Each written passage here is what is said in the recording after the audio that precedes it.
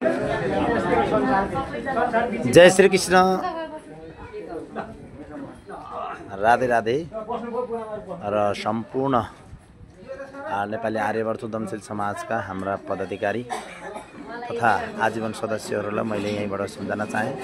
अहिले ठ्याक्कै तपाईहरुले देख्न सक्नुहुन्छ हामी नेपाल काठमाडौँमा उपस्थित भइसकेका छौँ र केही दिन पहिले हामी बुवामाहरु सबैमा राधे राधे नमस्कार। जय श्री कृष्ण, राधे राधे।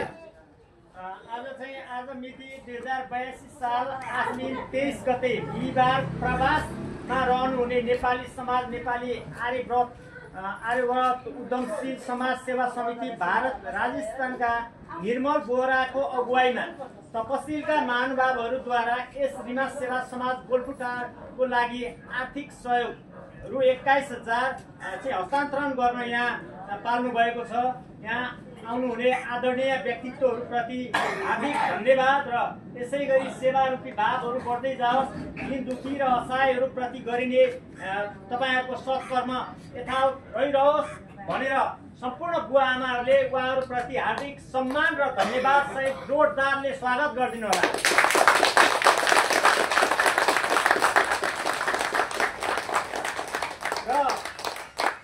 रणबहादुर खड्का कार्यकारी समितिहरू हुनुहुन्छ, म नाम पढेर सुनाउँदैछु। रमेश पाण्डे हुनुहुन्छ, रमेश पाण्डेज्यू, संस्थापक ज्यू, सम्झना खड्का, देवराज बस्नेत, रमेश थापा, रमा पाण्डे, सबजनालाई बुवामाहरु सबैले तालीले स्वागत गरिदिनु होला।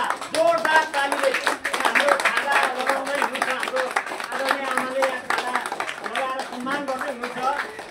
बुवामाहरुले जोरदार ताली उहाँहरूप्रति हार्दिक सम्मान र धन्यवाद र आशीर्वाद सहित दिनु होला है। यहाँको यसै गरी सेवारूपी भाव बढ्दै जाओस् र भगवानले सदा तपाईँहरूको कार्य क्षेत्र सफल होस् भनेर बुवामाहरुको आशीर्वाद सहित उहाँहरूलाई त्यो सल्लाह उडाएर हाम्रो आदरणीय यस जिल्ला सेवा समाजको आमा हुनुहुन्छ, उहाँले सम्मान गर्दै हुनुहुन्छ। जोरदार बुवामाहरुले ताली सक्नुहुन्छ। हामीलाई उहाँ भिडियो पनि